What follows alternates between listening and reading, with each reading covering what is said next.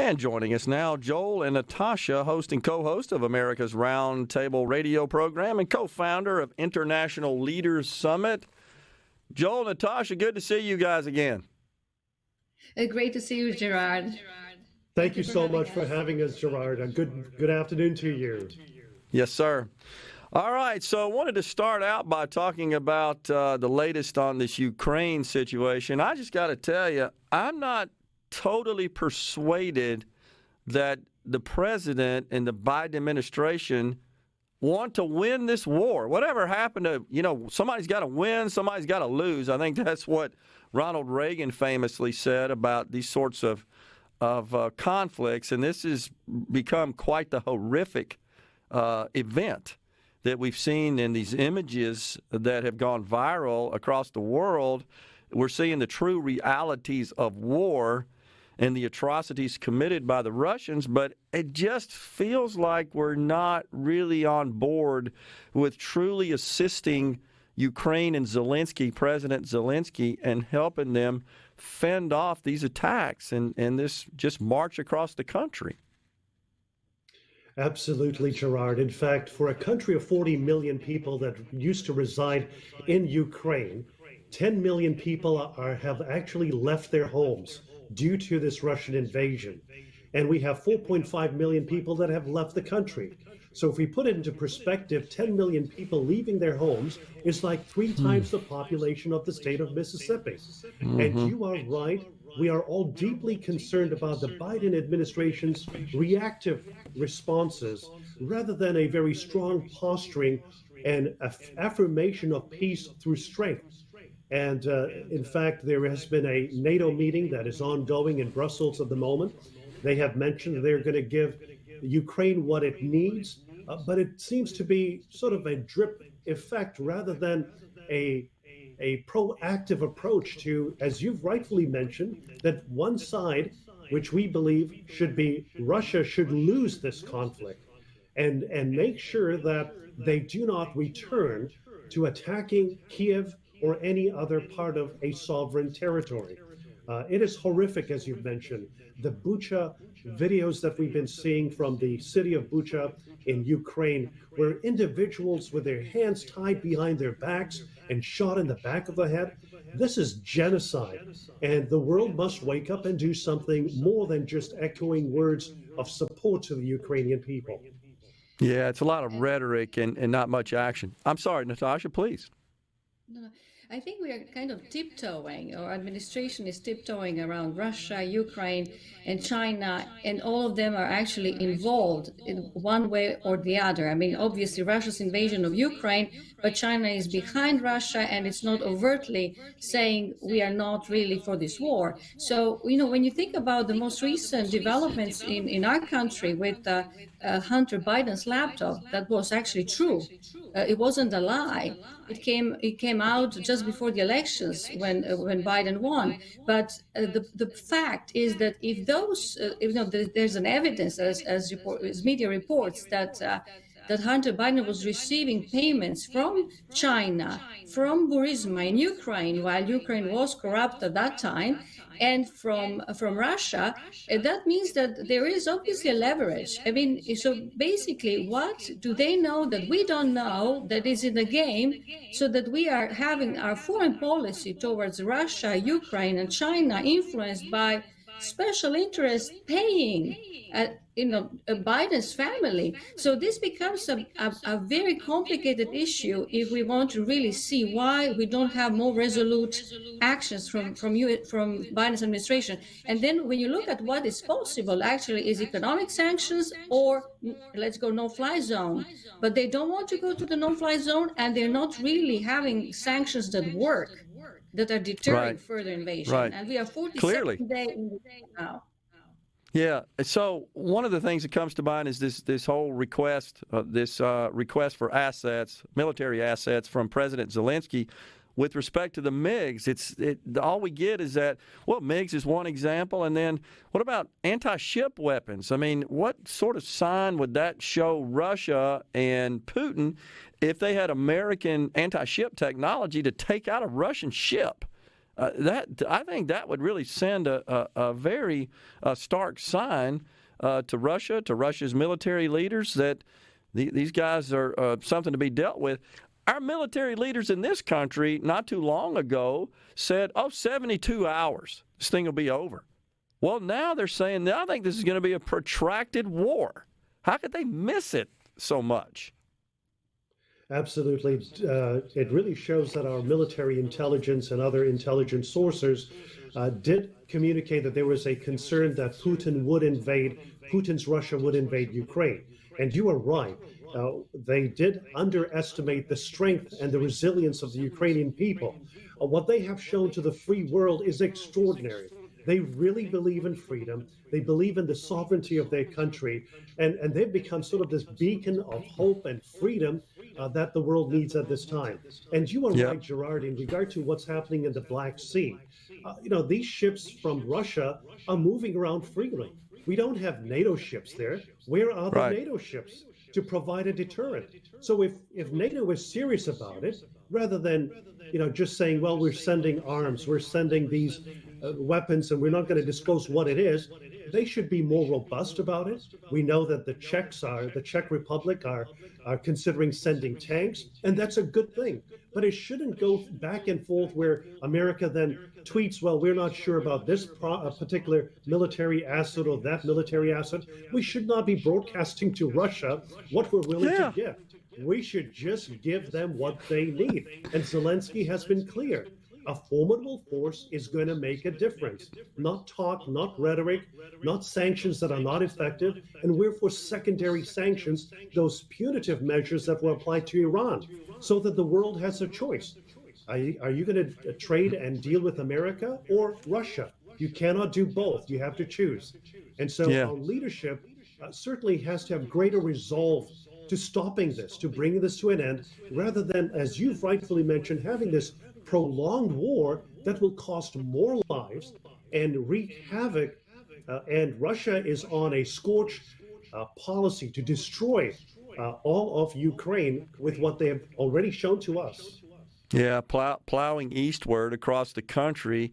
And I'm certainly not a military strategist, but it doesn't seem to me that it makes a lot of sense to signal to who should be the enemy, this is what we're not going to do. I mean, you're basically handing them your playbook is what we're doing. That just doesn't make a lot of sense to me.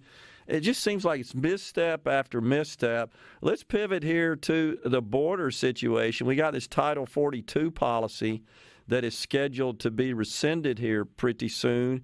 And from all reports, there are lots of foreign nationals just kind of lined up and staged at our border ready to come across as soon as that policy comes to an end. We've got Governor Abbott now saying, I'm just going to bus them all to D.C. It just does, again, this administration doesn't really have any desire to truly protect the sovereign borders of this country. It feels to me like you guys are a lot better versed than I am on other nations and their policies. It seems to me like we're the only country in the world that has such an open border policy. Right. I mean, unfortunately so.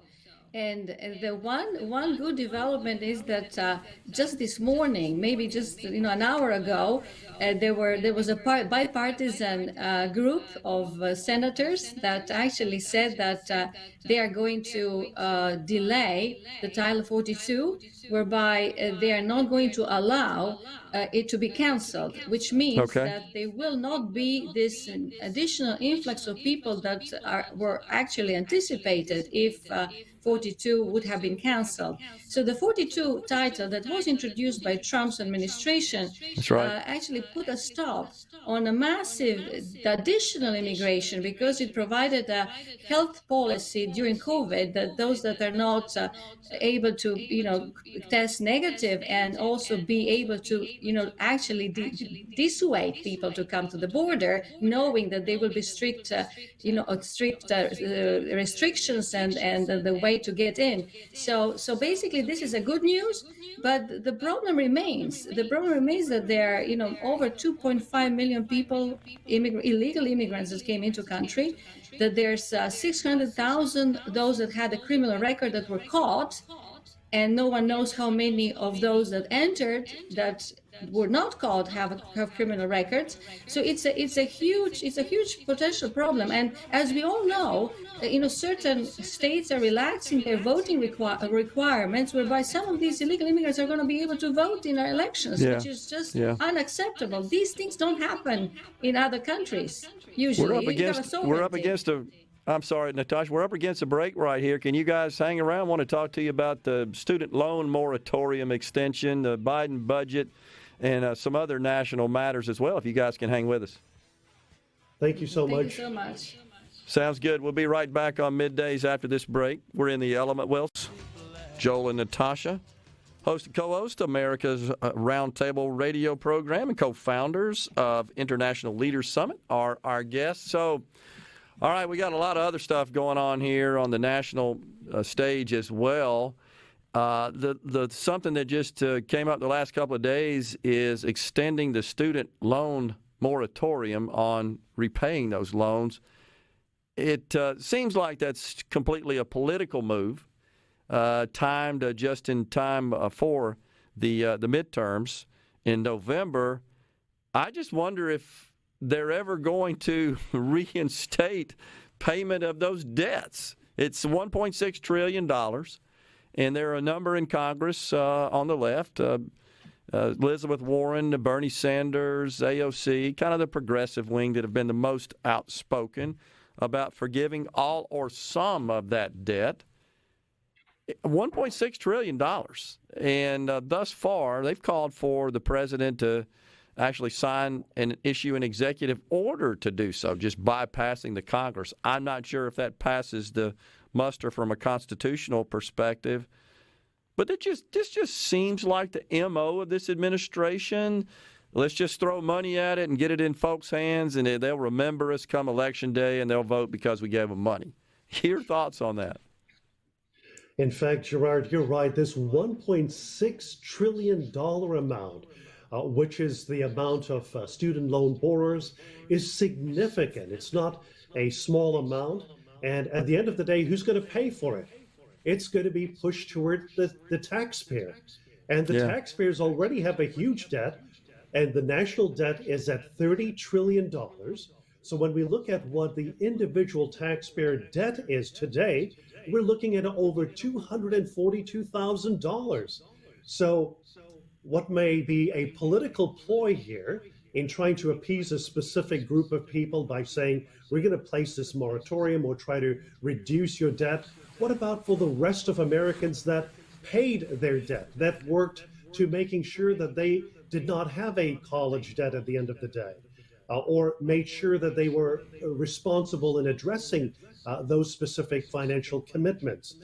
So trying to pander to one group to the other is not good policy. It's not principled policy. And we're just in a situation where an administration is pushing this spending spree wherever it can go. And we also know that the Biden administration has proposed a $5.8 trillion budget. And who's going to pay for that? And we also know that that's going to cost us as taxpayers significantly. But at the same time, it will require more printing of money and more spending from the government side, not the private sector, and will lead to even higher inflation. So it's a very troubling trends that we are observing at this moment for our nation and our future. And when you think about, when you think about this administration that actually put an emphasis on equity, they say equity, but if you actually forgive debts to one group of people and you don't forgive, or actually those that paid, where is equity here? I mean, are you going to disburse all those costs that other people paid for their colleges that they could not be forgiven because they paid them from their pockets?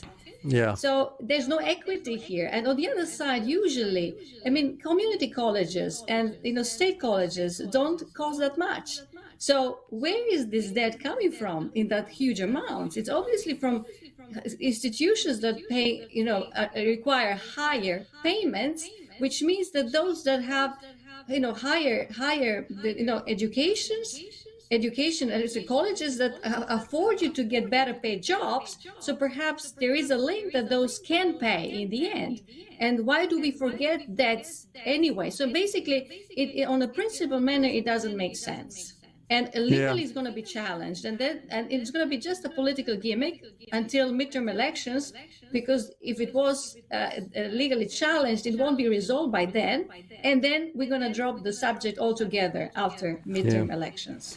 You read my mind, Natasha, I got to tell you, because that's exactly what came up to me was this whole concept of equity. This is counter to it, honestly.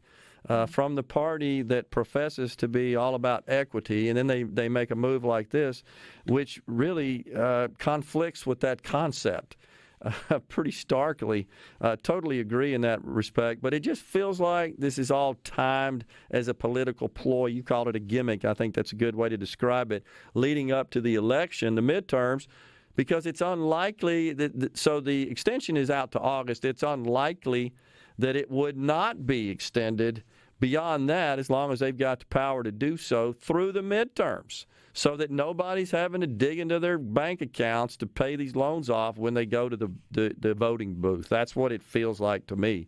And it's, I don't know, it's just not the way to run a country, is to make policy on the basis of what's going to get me the most votes, as opposed to, in the short term, as opposed to what's the best long-term strategy to make a safe and prosperous country. Talking about the budget, Joel, I noted that the IRS is set to get a 20% boost in their budget. But defense, which I think most clear-thinking people would say, well, that's a core function of government, is getting a 4% boost. That doesn't even keep up with inflation. Absolutely. And that's the troubling part of the budget being proposed by the administration. We know, as we look around the world and see what's happening, basically with a rising China becoming more adversarial than ever before. We see what's happening in Russia, with the Biden administration now negotiating through China and Russia, the latter being the one that has invaded a country to restore this Iran nuclear deal. And at the same time, they're reducing budgets in some vital areas, like you've mentioned, in defense spending. So this is a great concern on the national security front. It's also a concern about how we're prioritizing some of our key policy issues that we're facing here in America and abroad. So it is not principal policies, but it seems to be political expediency, appealing to a specific part of a political party. And that's what we're seeing what's happening today. So this is troubling at all levels. We need to see a more robust debate about this budget. And in fact, we would really challenge those on the center right to be more engaged in this debate and communicate an alternative. That would be the right course for America and its future. We need to have a policy that is securing peace through strength, and not to have weakness shown all around the world. And that's what's affecting us not only abroad, but at home as well. Yeah, totally agree. So did you guys catch the event, the fanfare at the White House this past week?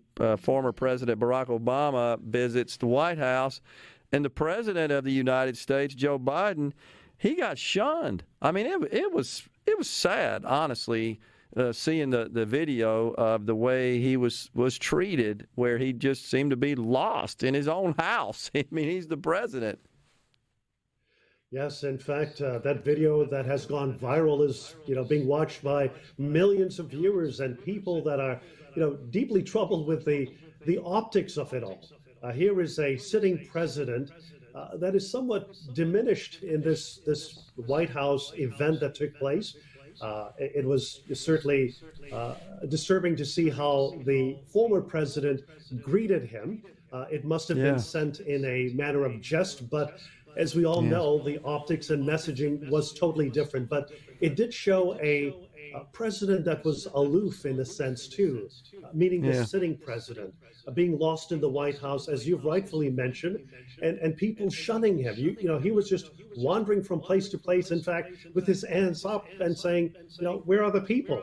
And it was certainly not a very a positive image for the White House, not to just only communicate to Americans, but to the rest of the world. So I'm sure that the folks in the Kremlin and in Beijing were also taking notes, just looking at some of that nonverbal, exactly. As far as what was being communicated from the White House just yesterday.